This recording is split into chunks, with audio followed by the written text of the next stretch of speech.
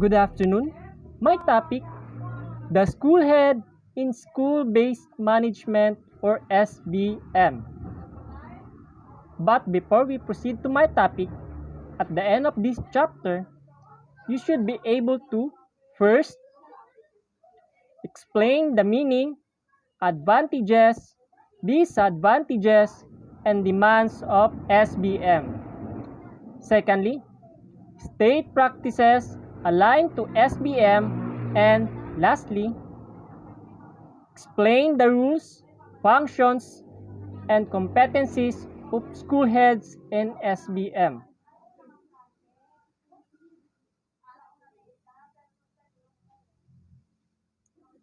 According to the Local Governance Code of 1991, Republic Act 7160 provided for a more responsive local government structure through a system of decentralization where local government are given more power, authority, responsibilities, and more resources. Likewise, with the introduction of the school-based management in the Philippine schools, schools are given more power to direct their affairs with the learning and development of the learners as ultimate goal. But before we proceed, my topic, an activity is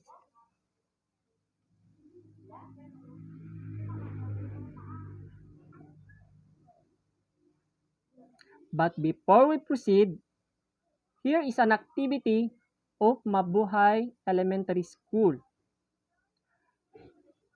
Mabuhay Elementary School had a very low mean percentage score or MPS in the last grade 6 exit examination. Pupil tardiness and absences are rampant. Truancy is another problem as some pupils cut classes because they spend their time playing video games in the computer shop nearby. Absences are also very rampant. Children claim they are told to absent by their parents to do rice planting and harvesting. Feeling helpless, the principal, Miss Ligaya, called on teachers, parents, and leaders of the community for a meeting. In the meeting, she presented the problems of the school and asked for help to improve school performance.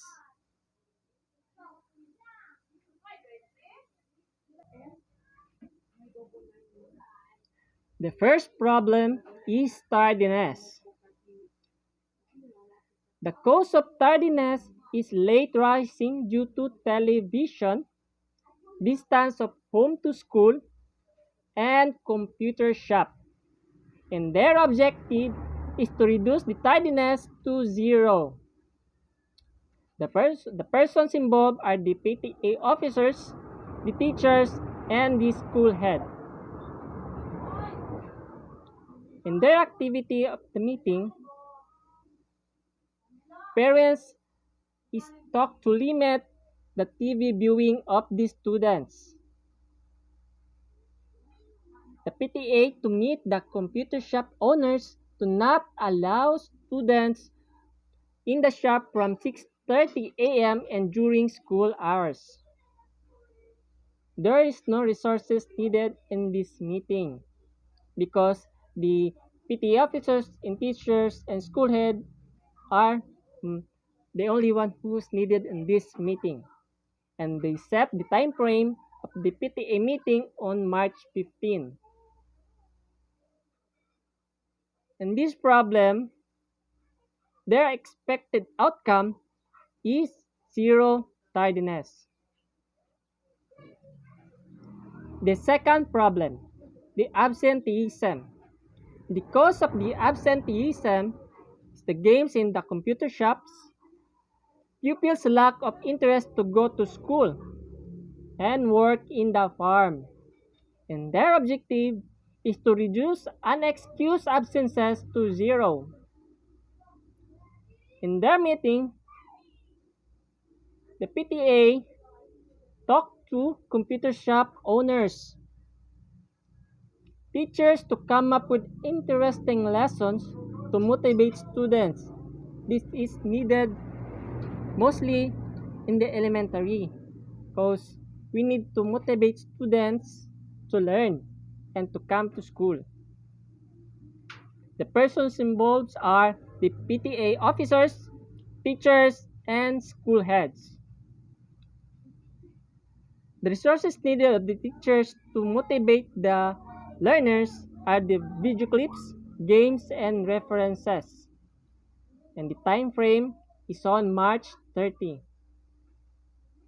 To reduce the unexcused absences is the expected outcome in this meeting. Now, let's analyze. What is the problem did Mabuhay Elementary School have?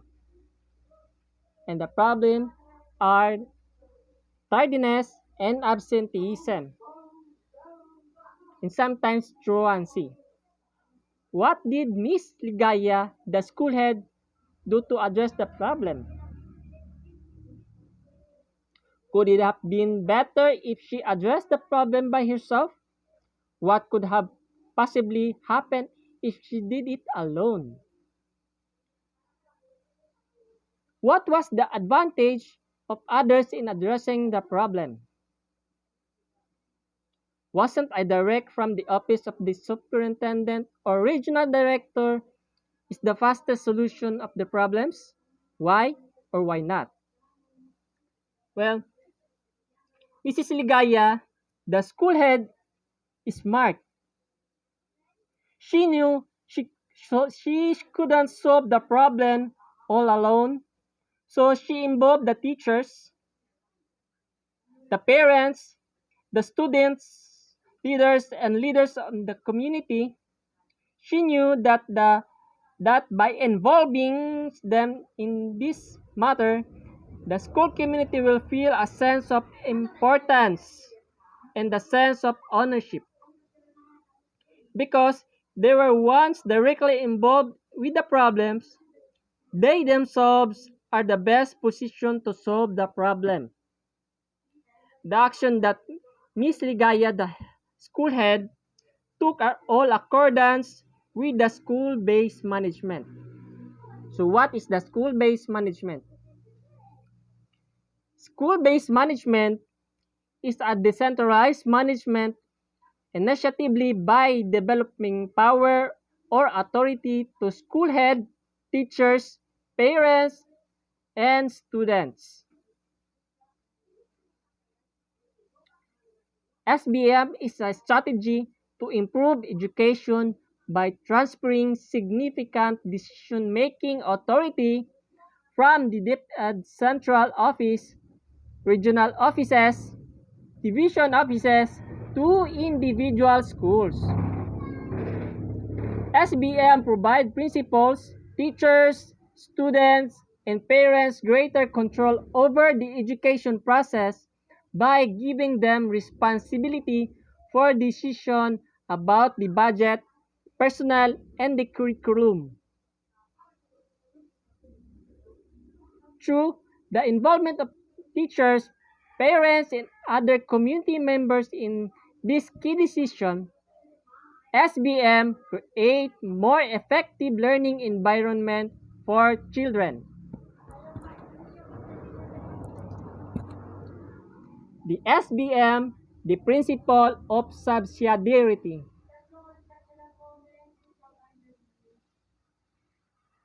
SBM is in keeping with the principle of subsidiarity, which states that it is the people at the lowest level who will know best their problems